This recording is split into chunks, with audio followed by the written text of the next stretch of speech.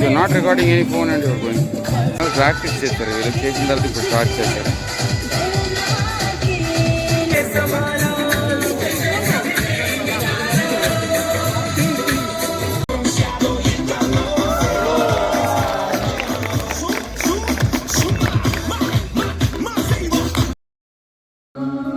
Beautiful. So light show అనేది laser show ఉంది మనకి నైట్ 7 o'clockకి. దానికోసం వెయిట్ చేస్తాను.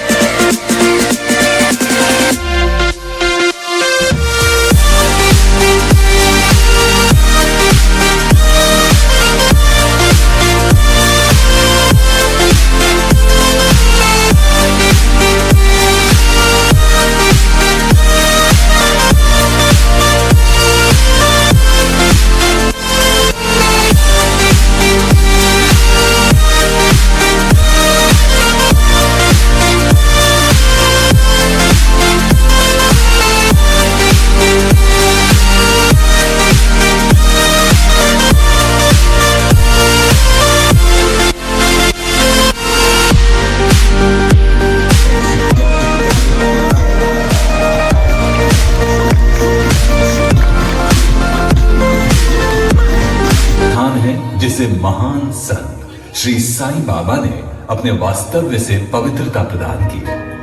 उनके गुजरने के बाद सदियों से पूरी दुनिया में बसे करोड़ों भक्त उनकी भक्ति में लीन होने यहाँ शिरडी चले आते हैं। आपने भी उनके दर्शन जरूर किए होंगे। अब साईं बाबा के दर्शन के उस अनुभव को और उजागर करें साईं तीर्थ में।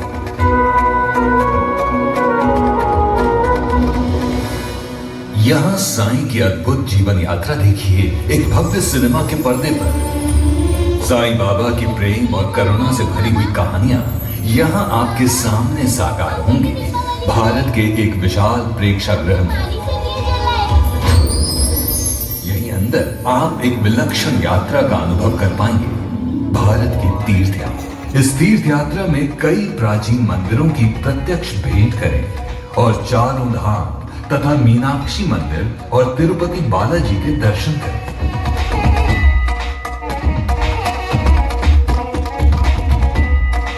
रामायण का एक अत्यंत रोमांचकारी प्रसंग लंका दहन का अनुभव आपको मिलेगा साक्षात हनुमान जी के साथ। हिलती हुई कुर्सियों में बैठकर आप उड़ते हुए पहुंचेंगे रावण की लंका में और देखेंगे हनुमान जी और रावण का एक ऐसा सामना जो हनुमान जी की महान भक्ति का और विराट शक्ति का प्रतीक है। और छोटी लक्ष्मी के साथ दिवाली भी मनाएंगे। साईं के चरित्र का यह अद्भुत प्रसंग प्रत्यक्ष आपकी आंखों के सामने साकार होता हुआ देखिए अत्याधुनिक एनिमेट्रॉनिक्स तंत्र ज्ञान से। और यही नहीं, साईं तीर्थ में जल्द ही जुड़ने वाले हैं कई नए अट्रैक्शंस, जैसे बाल कृष्ण का पराक्रम, कालिया मर्दन और सबका मनोरंजन करने वाला गणपति बप्पा के वाहन मूषक महाराज का एक मजेदार शो। तो हाजिर है।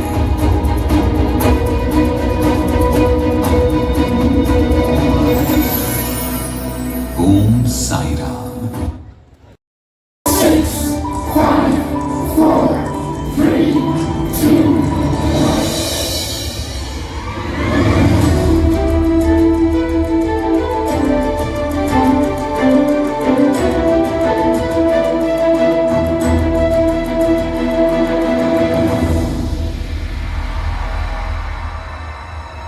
करोड़ों साल पहले ब्रह्मांड का निर्माण हुआ, जिसमें एक छोटा सा बिंदु था, हमारी पृथ्वी। कई युगों के बाद पृथ्वी पर मानव वंश का जन्म हुआ। समय का कांटा चलता रहा और मानव जाति का विकास होता रहा। आदि मानव से शुरू हुए इस संक्रमण के हर युग में, हर सदी में मानव भटकता गया और ऐसे भटकते हुए मानव को आयुष्य का सही मार्ग दिखाने के लिए किसी न किसी विभूति ने हमेशा जन्म लिया। हमारे युग में 19वीं सदी में ऐसी ही एक दिव्य आत्मा पृथ्वी पर प्रकट हुई। उसका जन्म कब और कहां हुआ ये तो कोई नहीं जानता, पर उसका पता सारी दुनिया जानती है, शिरडी।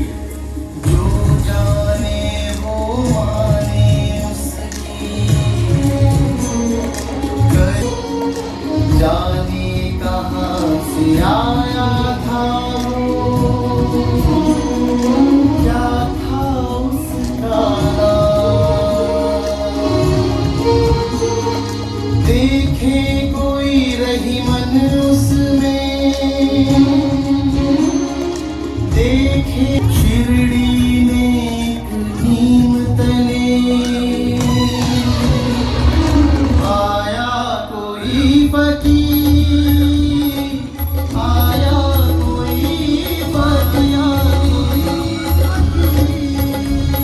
और कृपालु आंखों वाले इस फकीर ने गांव की एक पुरानी टूटी फूटी मस्जिद में अपना डेरा डाल दिया और इस मस्जिद का नाम रखा द्वारका माई।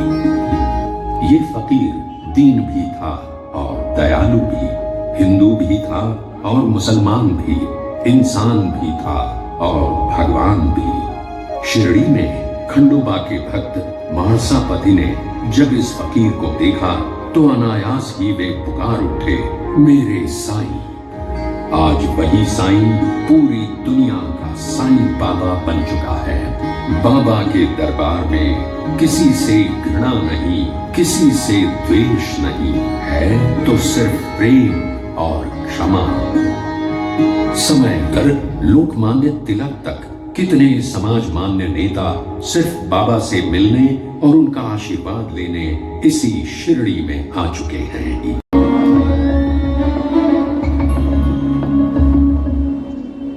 बाबा के भक्त अनगिनत हैं और हर भक्त की एक कहानी है।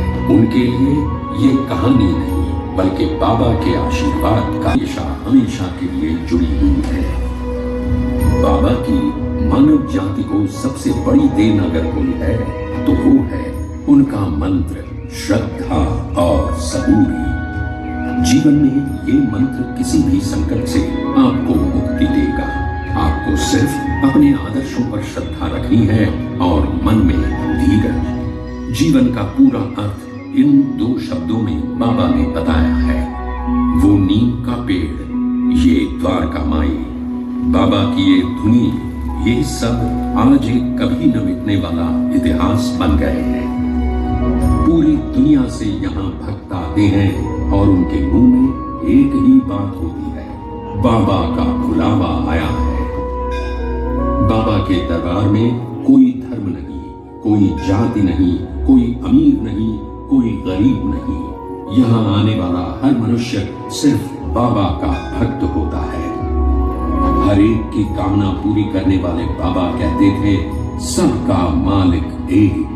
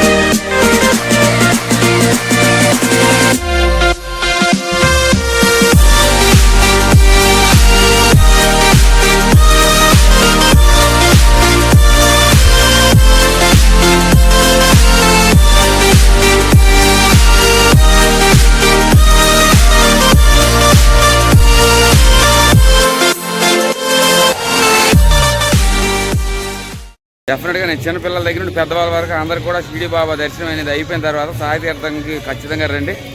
5 షోలు అయితే ఉంటాయి. 5 షోలు చక్కగా చూసిన తర్వాత మనకి ఏరోబిక్స్ కూడా చేశారు. ఏరోబిక్స్ తర్వాత మనకి లైట్ షో ఉన్న ఇమేజ్ మ్యాజికల్ షో అండి. అది అయితే ఇప్పుడు ఏరోబిక్స్ లైట్ షో ఉన్న లాస్ట్ బాబా దర్శనం అనేది ఇదంతా కూడా ఫ్రీ అని, ఎవరికి ఛార్జ్ ఉండదు. కాకపోతే మీరు వెళ్ళాలంటే లోపలికి అయితే వెళ్ళి చక్కగా సాయితీర్థం చూస్తే బాగుంటుంది.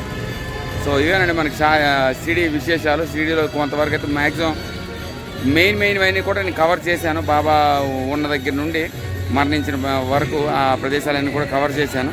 ఇక్కడ నుండి నేను రేపు ఔరంగాబాద్ భువనేశ్వర్ జ్యోతిర్లింగకి అయితే వెళ్తున్నాను మళ్ళీ. హర హర మహాదేవ.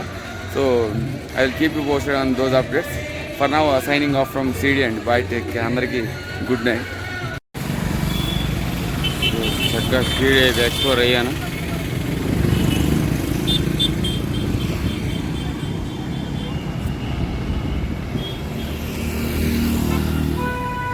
రేపు ఔరంగాబాద్ వెళ్ళిపోతున్నాను. ఔరంగాబాద్లో భువనేశ్వర్ దేవాలయం, ఎల్లోరా కేవ్స్ ఇవన్నీ ఉన్నాయి. సో అదే మనకి నైట్ అంతా పర్లేదు. ఈరోజు కొంచెం ఏం చేయాలా బాబా దేవాలయం తర్వాత కొంచెం ఆలోచించాను, కానీ దాంతో చక్కగా ట్రావెల్ అయితే చేశాను, అంత కవర్ అయితే చేశానండి. పర్లేదు. మీరు ఇది సాయి తీర్థం అంటే మస్ట్ ప్రతి ఒక్కరూ రావాలి. అది ఫుడ్ అనేది కొంచెం షిరిడీలో చీప్ ఉండాలి, కానీ పర్వాలేదు కొంచెం రేట్లు ఎక్కువనే ఉన్నాయి.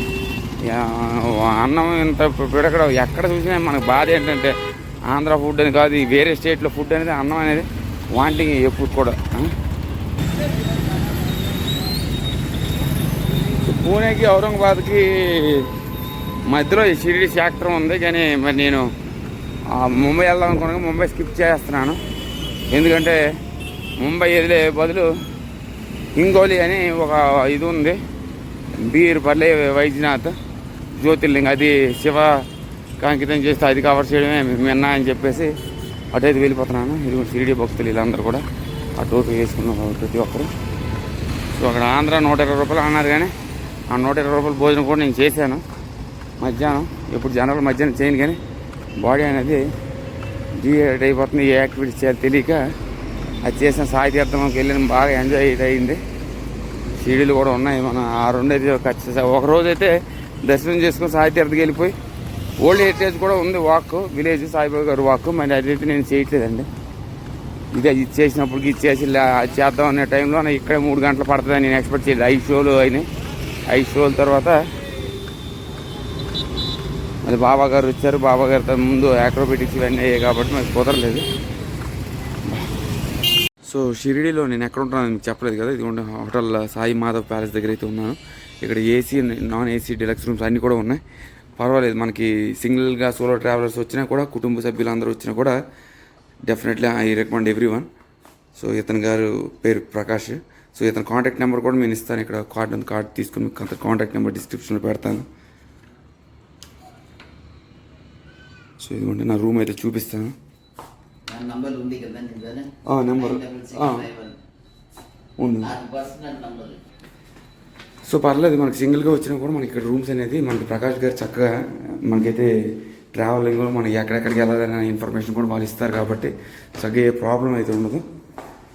ఫ్యామిలీ వాళ్ళు వచ్చినా కూడా మనకి ఫ్యామిలీ వాళ్ళకి ఏసీ, నాన్ ఏసీ, ఫ్యామిలీ వాళ్ళకి అయితే ఇంకా బాగుంటుంది. ఎందుకంటే ఒక 2-3 వచ్చేటట్టయితే కుటుంబ సభ్యులందరికీ అయితే ఈ రూమ్స్ 100% రికమెండెడ్ అండి. పర్లేదు, మనకి షిరిడీలో అందరూ కూడా సేమ్ బడ్జెట్. మనకి 500, 600, 400 ఇవన్నీ ఉంటాయి. కానీ నా రూమ్ అయితే నాకు 600 ఛార్జ్ చేశారు. పర్లేదు, మెయింటెనెన్స్ అంతా కూడా చాలా చక్కగా మెయింటైన్ చేస్తున్నారు.